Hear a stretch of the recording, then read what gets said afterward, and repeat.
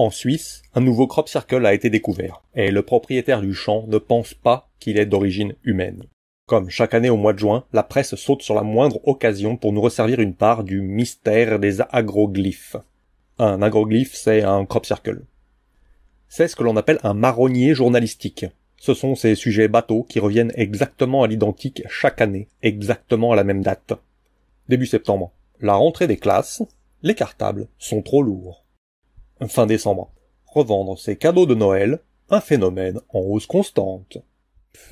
Ce sont des articles très faciles à écrire, il suffit de recopier celui de l'an dernier, et ils garantissent toujours une bonne audience. Les gens ne s'en lassent jamais. Le marronnier paranormal du mois de juin, c'est les crop circles.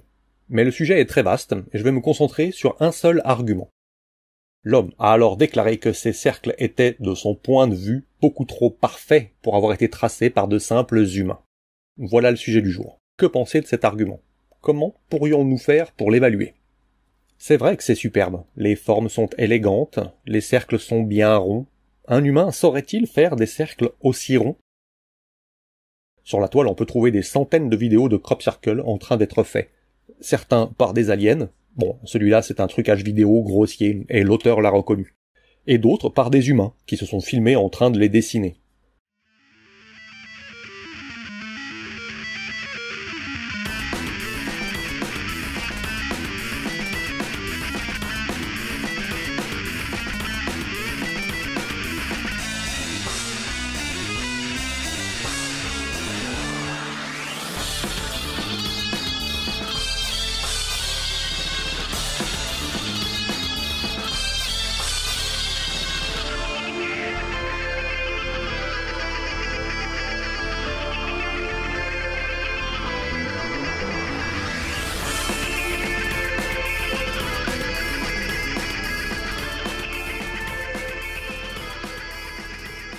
Là, c'est filmé de nuit avec une caméra infrarouge. En fait, des vidéos de création de crop circle, on en trouve plein. Mais vraiment plein. Visiblement, il existe beaucoup de crop circle qui sont juste du land art, c'est-à-dire des graffitis agricoles, créés par des artistes. Il me semble que la grande majorité des gens n'y voient rien d'autre que ça. Ouais, c'est des gens qui sont marrés, quoi. C'est cool. En fait, ils circulent avec des planches et ils marchent sur des planches. Donc, on voit pas les pas, etc. Mais certaines personnes pensent que, ces cas-là mis à part, certains crop circle ne sont pas d'origine humaine. Les crop circles est un phénomène qui n'est pas terrestre, qui est un phénomène résultat des interactions entre les forces cosmiques et la planète. C'est une colonne d'énergie qui monte assez haut dans le ciel et qui, lorsque cette colonne frappe le sol, imprime la forme précise du crop circle. Des soucoupes volantes, oui. J'ai vu avec mes yeux, de très près même. Ce sont des gens qui, dans la 5e ou la 6e dimension, ne parlent plus comme nous parlons. Nous émettons des sons par les cordes vocales, tandis qu'eux, ils pensent. En réalité, ce que nous voyons ici, c'est un négatif de leur pensée. Moi, je veux être ouvert d'esprit, c'est-à-dire que je ne veux pas rejeter par principe l'idée que certains crop circle puissent effectivement ne pas être d'origine humaine. Et, du coup, il me faut une méthode, il me faut des critères qui me permettraient de trier entre les faux crop circle de création humaine et les vrais crop circle de création non humaine. Oui, je trouve ces termes vrai-faux très bizarres, mais bon, c'est le vocabulaire utilisé par tout le monde. Alors, beaucoup pensent savoir les distinguer. Puisqu'on parle de faux crop circle, quelles sont les différences entre les vrais et les faux crop circle, Humberto?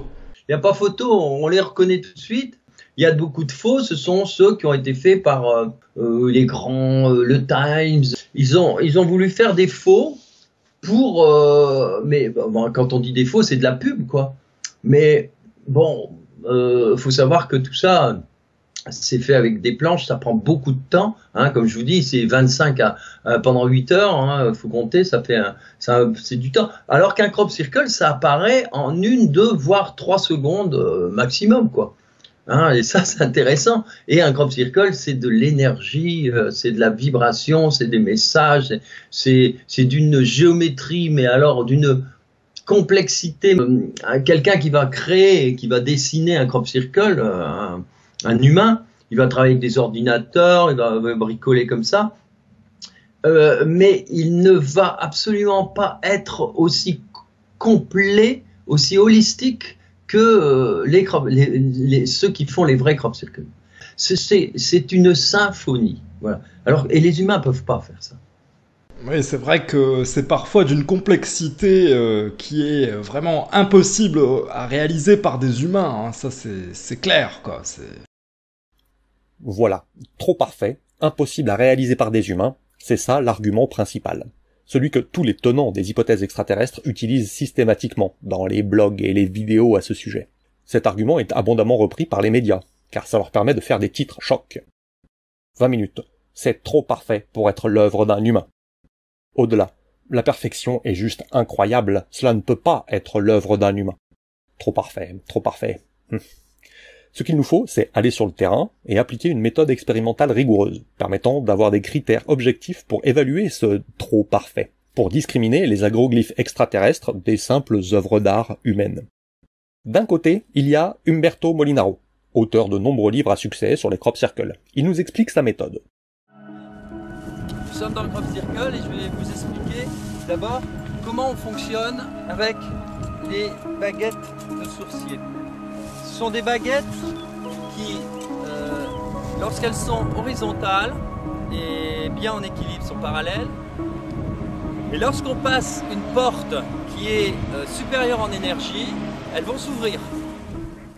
Des baguettes de sourcier. Mais je tiens à être ouvert d'esprit. Alors, pourquoi pas? Si ça permet réellement de déterminer sur le terrain les agroglyphes de création humaine ou pas, alors je serai convaincu. Voilà. Elles s'ouvrent chaque fois qu'on rentre dans le crop circle, donc le champ énergétique correspond au dessin. Maintenant, pour vérifier, nous allons mesurer avec ce qu'on appelle le pendule et le cadran. Le pendule va me permettre de m'harmoniser avec le lieu et ensuite je vais en déduire par l'orientation le niveau vibratoire. Normalement, sur l'échelle de Boris, on doit être à 15 000 à l'extérieur, on va dire 15 unités, et on verra combien on est à l'intérieur. On est un tout petit peu en dessous de 15 000, ce qui est donc tout à fait normal. Maintenant, attention, on va mesurer à l'intérieur du cercle. On est entre 75 et 80. Ce qu'on peut aussi vérifier, c'est qu'avec la main, on sent les énergies, voire même elles picotent. Est-ce que vous ressentez quelque chose au niveau des mains? Ouais, je sais, ça a l'air foufou. Mais encore une fois, si la technique est efficace pour deviner en aveugle si un crop circle est d'origine humaine ou pas, alors peu importe que moi je trouve ça foufou. Il faudra que je me plie face aux preuves et que je reconnaisse l'efficacité de la technique. Bon, là, il en conclut clairement que celui-là n'est pas humain. Mais là, ça ne peut pas permettre de valider sa technique, parce que ce crop circle-là, en particulier, personne ne sait qui l'a fait. On ne sait pas s'il est d'origine humaine ou pas. Du coup, on ne peut pas vérifier si son pendule a dit vrai. Ce qu'il nous faudrait, c'est lui soumettre un crop circle dont on connaît très bien l'origine, pour voir s'il tombe juste. J'ai écouté beaucoup de ses vidéos, et pour lui, c'est toujours un signe des extraterrestres. Voilà le message.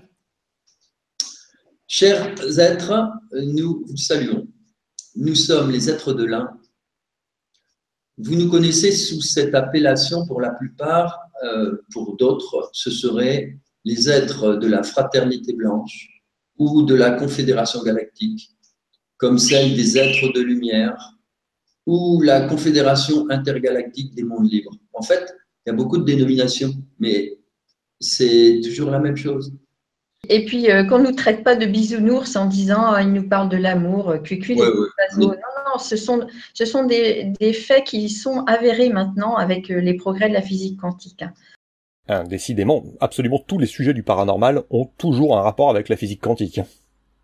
Et d'un autre côté, il y a Gilles Munch. Lui aussi est un grand amateur de paranormal, en particulier de crop circle, mais lui, il est sceptique, et il a une toute autre méthode. Il est en particulier l'auteur du rapport VK. C'est un recueil de ces mesures faites dans de très nombreux crop circles depuis 1989. Il se base sur des principes qui me parlent beaucoup plus à moi, et qui correspondent à la pensée critique que je défends sur cette chaîne. Par exemple, le principe de visibilité. Des artistes humains choisiront pour leur œuvre un lieu assez spécial, si possible assez visible depuis une route pour qu'il soit remarqué. Ou le principe d'économie. Des artistes avec des planches ont des contraintes que des aliens qui impriment leur figure en 1 seconde depuis leur vaisseau spatial n'ont pas.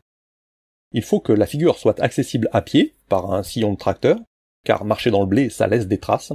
Du coup, tous les éléments de la figure doivent être connexes, sinon on ne pourrait pas y accéder.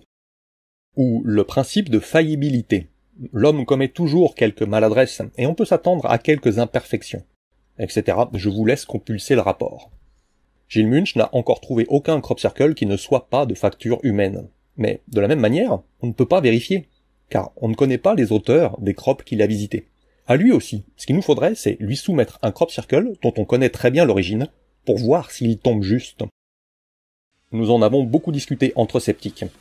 Pour pouvoir faire un test en aveugle, il va nous falloir en créer un. Nous nous sommes réunis à Saraltroff, en Moselle, sur l'initiative de Arnaud, de la chaîne Astronomique. Il y avait aussi Defecator, le super-héros des fakes, la Tronche en biais, auteur de très nombreuses vidéos sur la pensée critique, en particulier l'excellent documentaire Les lois de l'attraction mentale, PA de Un monde riant, qui tient entre autres la chronique Zététique et journalisme.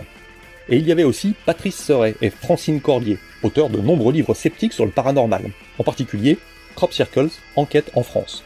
Je suis très content qu'ils aient pu participer à ce projet pour nous apporter leur longue expérience du sujet.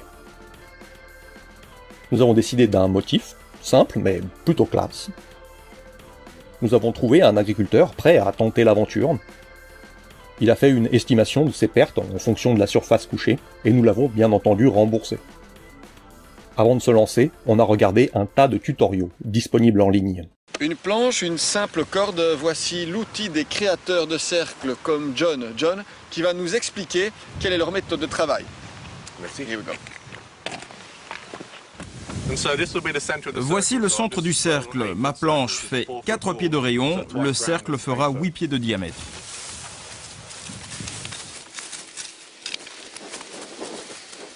Votre planche, vous la tenez comme ça, un pied dessus, et puis vous avancez comme ça. Et le 9 juin, à 22h, on était sur place, avec planche et lampe frontale. Filmception, quoi. Nous avons suivi un sillon de tracteur pour atteindre le centre du champ.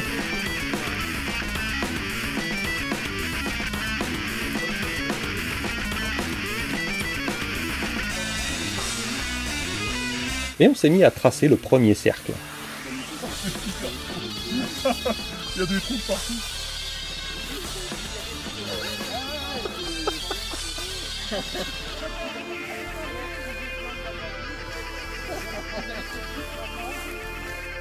Nous, on ne plante pas de piquet, on tient les rubans à la main. En tout, on a mis 3 heures. Mais on aurait très bien pu faire ça en 1 heure si on n'avait pas passé autant de temps à rigoler entre amis, à jouer avec le drone ou à régler les éclairages pour nos vidéos. Voilà une vue subjective de mon propre pied au travail.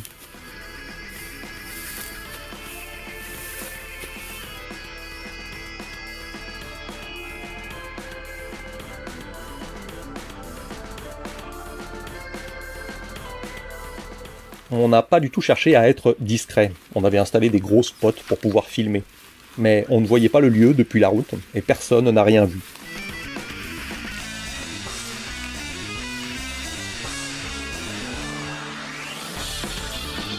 Le lendemain matin, on est les premiers sur les lieux. C'est beau.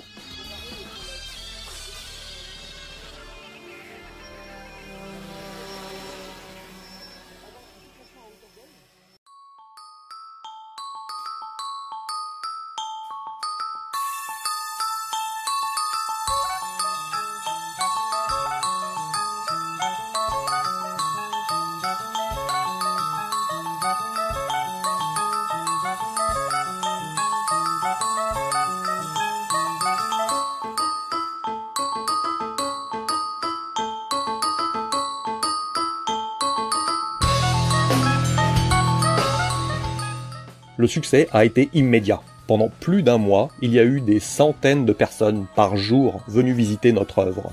Certains par curiosité, certains pour rééquilibrer leurs chakras grâce aux énergies cosmo-telluriques du peuple des étoiles.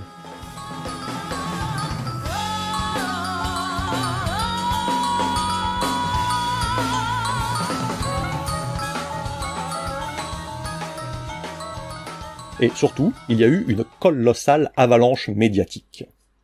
Radio Mélodie. Saraltroff, apparition d'un crop circle. Ce sont des êtres de lumière qui en sont à l'origine, et ces crop circles permettent de guérir la Terre. Des êtres de lumière, la classe. Le républicain lorrain. Un crop circle, c'est l'amour. Il y a de faux crop circles et des vrais. Par chance, celui qui étend ses courbes sous notre mine un tantinet circonspect est un authentique, tombé du ciel au cours de la nuit. Il suffit d'observer les perfections des lignes pour s'en convaincre.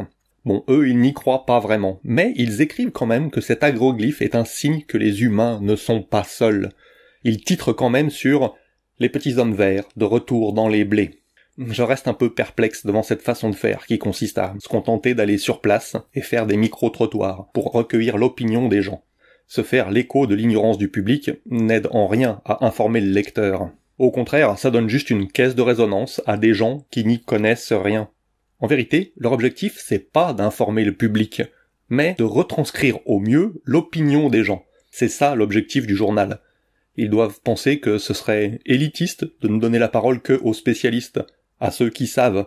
Et au contraire, leur mission est de donner la parole aux vrais gens du peuple. Et du coup, voilà, on a juste un annuaire des superstitions locales, et on ne fait jamais aucune enquête. Le quotidien. Eux non plus n'y croient pas vraiment, mais ils parlent quand même de puissance céleste, d'extraterrestres et de petits hommes verts, parce que ça fait vendre du papier. À croire que donner une explication prosaïque ferait fuir les lecteurs. France Info. Avec des articles qui se contentent de faire des micro-trottoirs. Ils ont même fait un reportage pour la télé.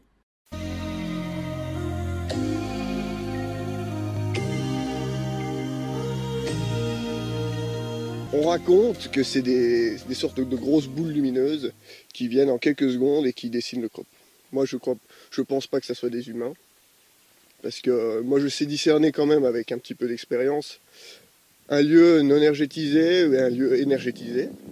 Le crop, c'est le crop circle ou cercle de culture, un motif géométrique qui apparaît toujours soudainement dans un champ de céréales. La plupart d'entre nous y voient du land art, une sorte de graffiti version champêtre, mais ces cercles attirent beaucoup d'amateurs de phénomènes paranormaux. Je vois mal comment on peut arriver à faire quelque chose d'aussi parfait vu du dessus quand on le regarde du sol, quoi. Moi, je veux croire que c'est autre chose. Certains sont venus de loin pour observer le phénomène et chercher des énergies. Trop parfait pour être humain. Certains sont venus de loin pour chercher des énergies. Mosaïque TV a elle aussi fait un reportage laissant sa part au rêve. C'est peut-être les E.T., peut-être pas. Faites-vous votre propre opinion. Je ne supporte pas ce genre de présentation où rien n'est affirmé. Ça ne contient absolument aucune information. Nous retrouvons à présent Uranie qui est dans un champ de blé à Saraltroff. Un phénomène étrange s'est produit ce week-end. Uranie, bonjour. Est-ce qu'on a affaire à une œuvre extraterrestre ? Bonjour Margot, alors oui, très étrange même ce qui s'est passé. Alors ce crop circle serait-il le travail des petits hommes verts ? Je pense qu'on ne le saura jamais, ça reste un mystère. Et il est quand même plus probable que ce soit des artistes qui se soient offert une petite virée nocturne sur cette parcelle de blé, qui se trouve entre Saraltroff et Hilbesheim. Alors outre ces belles formes et le motif qui reste très esthétique malgré tout, il faut savoir que cette petite plaisanterie risque de coûter plusieurs kilos de récolte aux propriétaires. Alors depuis ce matin, il y a des personnes qui viennent un petit peu regarder l'étendue de ce crop circle, qui viennent prendre des photos également. Certains sont adeptes de la théorie des extraterrestres. Alors qui sait, peut-être qu'il s'agit du premier message d'une longue série. Oui, merci Uranie. On aimerait y croire, effectivement. C'est intriguant tout ça. On continue l'info avec ce qu'il ne fallait pas... Oui, vite, de l'info. Ça nous changera. Bien sûr, Umberto Molinaro est venu sur place avec ses baguettes de sourcier et son pendule. Écoutons son analyse. Après, chacun il a son taux vibratoire en fonction du travail qu'il fait d'habitude, en fonction de... Oui, c'est une condition. Ouais, mais ce que je vous disais, c'est pas loin, c'est 55 peut-être. Oui, c'est pas loin de 50. C'est bien. Ouais. Et si je prends le taux vibratoire du crop à cet endroit-là, parce que je connais des endroits plus forts, mais on va prendre là pour voir. Il y a 125 000 par là. Ouais, 125 000. Ça veut dire que quelqu'un qui reste là, bah, il monte tout doucement en vibration. Bah oui.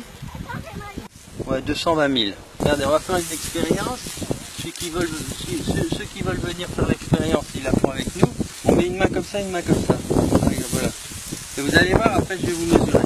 C'est comme vous voulez, hein, vous touchez, vous donnez la main. Vous allez le sentir? Vous sentez quelque chose? C'est chaud, oui. C'est chaud. Ah, vous sentez que ça chauffe? Ah, voilà. Tout est plié sauf les petites. Mais si c'était avec des planches, on les voit pas, elles sont mélangées. Elles auraient été pliées pareil. C'est pour ça, c'est une des preuves que ça peut pas être fait avec les planches. Elles ont poussé, regardez les blés, les grandes tiges, elles sont pliées dedans. Oui. Et quelqu'un qui travaille avec une planche aurait tout plié. Et celles-là, elles sont pas pliées. Ben non, parce que c'est par résonance vibratoire. Regardez, elles sont toutes petites, celles-là, elles n'ont pas bougé. Il faut une autre fréquence pour plier. Il faut une autre fréquence, c'est ce que je vous disais pour tout. C'est comme si vous prenez des guitares et puis il y a une seule corde qui va vibrer, pas les autres. C'est pour ça que c'est pas, voilà, ça c'est une preuve par exemple, c'est pas les humains. Ça, c'est une preuve que c'est pas les humains. Je connais pas exactement le fonctionnement de son pendule, je ne sais pas exactement en quoi consiste sa méthode, mais une chose est sûre, sa méthode, elle ne marche pas. Je vous disais que je voulais bien être ouvert d'esprit, mais pas au point que mon cerveau tombe par terre. Rappelez-vous l'histoire de la dent d'or. Avant de rechercher les causes de l'efficacité du pendule, il nous faut d'abord s'assurer de l'efficacité du pendule. Pour l'instant, ça donne des résultats tout faux, donc inutile de chercher comment il fait. Nous guettions aussi les conclusions des sceptiques, qui ont été nombreux à se rendre sur le site. Les discussions sur le forum UFO-scepticisme étaient passionnantes. Ils ont appliqué la méthode du rapport VK, en particulier sur l'ordre de création des éléments de la figure, et sur les imperfections notables. Bob Rekin dit: un examen attentif de la photo numéro 7 montre de très nombreux défauts. L'image du beau crop circle à première vue en prend un sacré coup. Oups, pas si parfait que ça, apparemment. De nombreux défauts de circularité sont visibles. Et pire que tout, il y a de très gros défauts de symétrie au niveau des petites vagues entourant le premier cercle tracé. Les circle makers ont visiblement raté leur coup dans cette figure. Oui, là c'est vrai, on a un peu merdé. La bière, probablement. Ils ont également été gênés à la pointe nord-est du crop circle, près des arbres, car il y a plusieurs timelines non linéaires et du blé couché. La pointe de la grande vague nord-est est un peu biscornue. Et détail curieux, plusieurs cercles du coin sud-ouest du crop circle voient les épis de blé centraux encore debout. Est-ce une erreur des circle makers? Alors non, c'était pas une erreur, on avait laissé des épis de blé centraux debout exprès, parce que nous savions que les partisans des E.T. ont plein de théories à propos des épis centraux. Et ça n'a pas manqué. Au milieu d'un vortex, souvent, il y a une petite touffe qui reste debout et tout autour, il y a les tiges de blé qui s'enroulent en suivant le mouvement général et ça forme une espèce de bouquet central. Et là, c'est vraiment, on avait l'impression que c'était tressé en fait. C'est complètement, voilà, on imagine que tout tourne là et puis au milieu, il y a tous ces petits vortex, ça doit être impressionnant. Et ça se passe en quelques secondes. Et puis, les sceptiques ont su déterminer avec précision notre chemin d'accès. Il faut dire qu'on n'a pas cherché à être très discret. Le lendemain, on aurait dit qu'un troupeau de bœufs était passé par là pendant la nuit. Ils ont inventorié les chemins cachés entre les éléments, et ils ont 100% juste sur l'ordre de création successive des éléments de la figure. Chapeau. Et puis, enfin, nous avons eu la chance de voir arriver Gilles Munch, lui-même. Sa conclusion, un crop circle d'origine humaine. Son analyse retrouve lui aussi exactement tous ces éléments. Rendons-nous à l'évidence. La méthode sceptique a donné de bien meilleurs résultats. Et le problème de la méthode d'étonnant est, je pense, qu'elle n'est absolument pas spécifique. Je vais expliquer ce point. Imaginons l'hypothèse où certains crop circles d'origine inconnue seraient d'origine non humaine. Je les dessine là avec un petit ovni. Il y a aussi les crop circles commerciaux pour faire de la pub, mais ceux-là je les affiche pas parce qu'ils sont revendiqués, on sait très bien qui les a faits. Ce que l'on voudrait, c'est avoir un test qui détecte tous les crop circles d'origine non humaine, c'est-à-dire très sensibles, et qui ne détecte rien d'autre, c'est-à-dire très spécifique. C'est exactement comme dans le domaine médical, lorsqu'on veut faire un test de dépistage du cancer ou du sida. On ne veut pas passer à côté d'un malade, ni diagnostiquer à tort une personne saine. Mais malheureusement, c'est très difficile de créer un test qui soit à la fois très sensible et très spécifique. Il y aura toujours des faux positifs et des faux négatifs. Si je veux être très spécifique, on est sûr de ce que l'on dit, mais on en rate plein. Et si je veux être très sensible, on n'en rate aucun, mais on se trompe souvent. La méthode avec les énergies du pendule et les baguettes de sourcier, elle conclut toujours à une origine non humaine. Les seules créations humaines que Molinaro concède, ce sont les logos commerciaux, dont les auteurs ont reconnu la création, et qui se sont filmés en train de le faire. Sinon, tous les agroglyphes d'origine inconnue sont un message de nos amis, les êtres galactiques. Ça, c'est un véritable problème méthodologique, qui devrait faire réfléchir les tenants de l'hypothèse non humaine. Remarquez bien que notre expérience, avec notre crop, ne nous dit rien de la méthode des sceptiques. Peut-être bien que eux aussi ne sont pas assez spécifiques. Peut-être que Gilles Munch conclura quand même à une origine humaine, même si on lui présentait en aveugle un véritable crop circle extraterrestre. Mais pour faire cette expérience, pour tester la méthode sceptique, il faudrait pouvoir créer un crop circle d'origine non humaine. Et ça, c'est impossible, de façon structurelle. En fait, les deux méthodes ne sont pas à égalité. L'une peut être testée, l'autre pas. C'est pour cette raison précisément qu'il faut retenir l'hypothèse prosaïque par défaut. En l'absence de toute preuve, de toute analyse, de tout indice, il faut considérer par défaut que c'est l'œuvre d'un humain, jusqu'à preuve du contraire. Et là, je vous parle que de ceux qui ont au moins vaguement une méthode, car la plupart ne s'embarrassent pas avec des mesures, des expériences, des analyses. Ils ont juste des théories toutes prêtes, des idées qui leur resservent à l'identique en flux continu. Technologie par micro-ondes d'origine militaire, expérience sociologique de l'armée américaine. Apparemment, notre agroglyphe annonce une inversion imminente du champ magnétique terrestre. Nous avons tracé une géométrie sacrée, provenant du fruit de la vie, un motif qui interagirait uniquement avec les hautes vibrations du 3e niveau, en vue de rendre plus tangible la réalité de ce niveau de conscience qui symbolise notre prochain stade d'évolution. Notre crop circle est un signe que les humains ne sont pas seuls. Les êtres de l'un, les êtres de l'invisible, les lumineux, les extraterrestres. Il y a des articles dans toutes les langues, même en russe. Et comme d'habitude, c'est la course au bovis. Pour ceux qui seraient pas encore convaincus que cette unité de mesure ne mesure que du flanc, notre record est dans cet article. 1 million de bovis.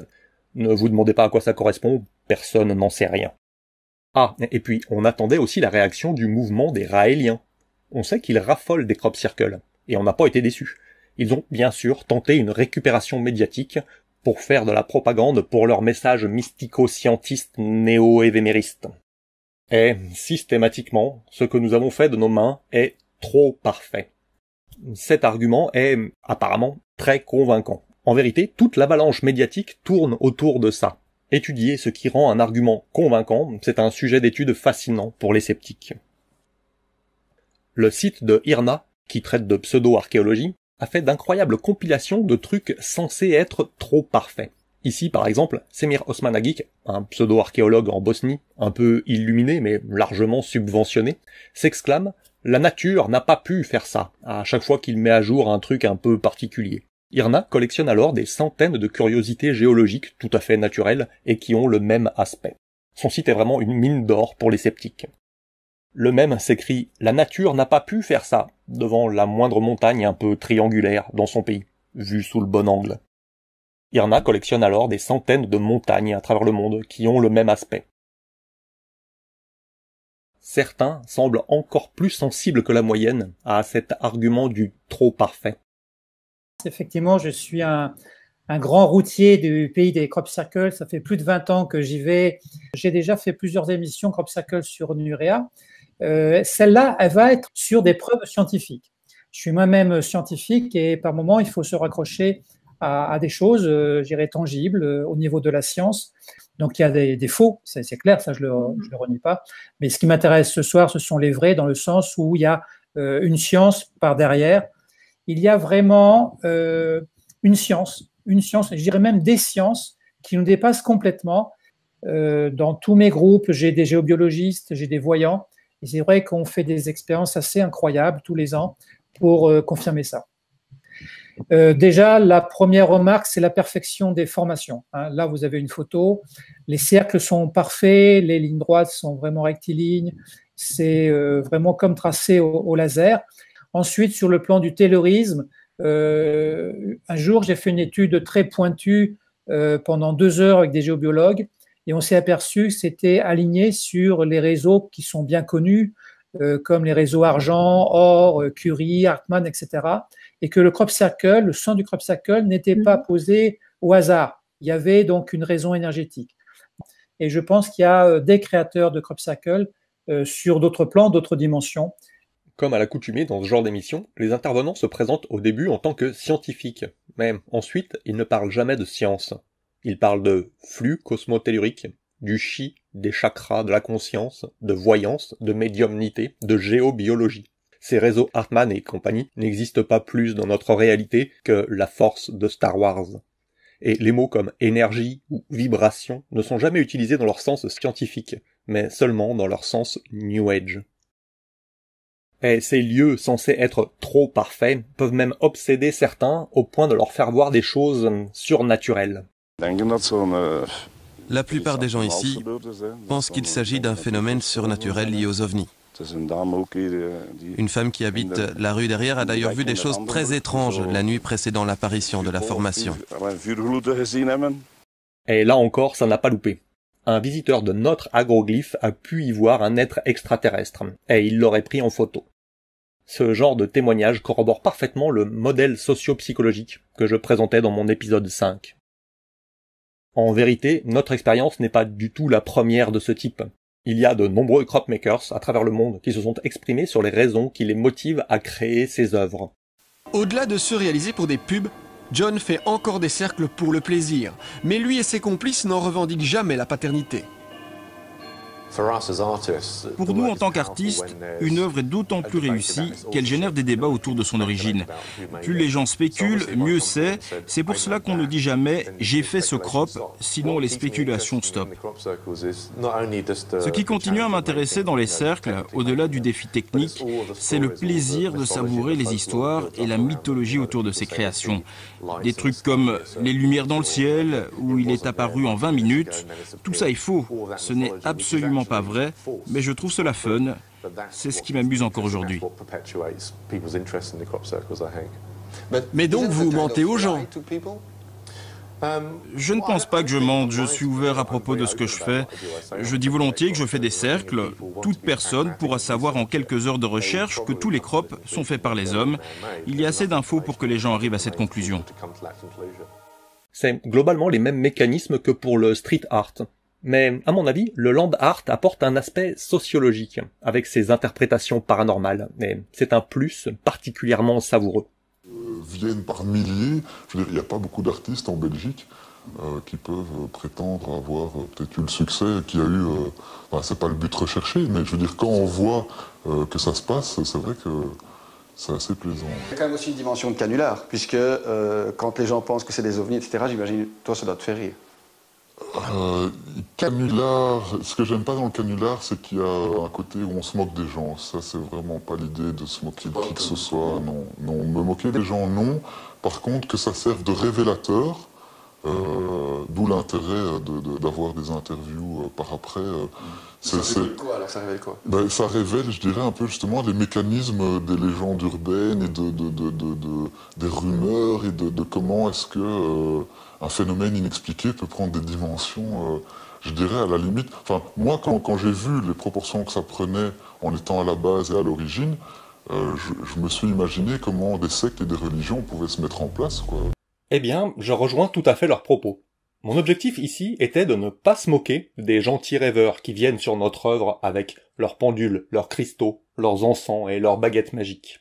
L'objectif était de créer une œuvre artistique, du land art, et d'essayer d'évaluer la pertinence des méthodes des gens qui viennent pour en détecter l'origine. Il y a beaucoup de points communs avec le street art urbain, ces gens qui font des œuvres incroyables dans l'espace public. On ne connaît pas l'identité des auteurs, et c'est de l'art populaire, accessible, gratuit. Pourtant, pour une raison que j'arrive pas bien à cerner, il y a que avec le land art agricole qu'il y a des gens qui échafaudent des théories paranormales sur leur origine. Bref, c'était une expérience très enrichissante pour moi. D'autres aspects de cette aventure ont été développés par les collègues vidéastes. Allez donc voir les vidéos sur leurs chaînes respectives.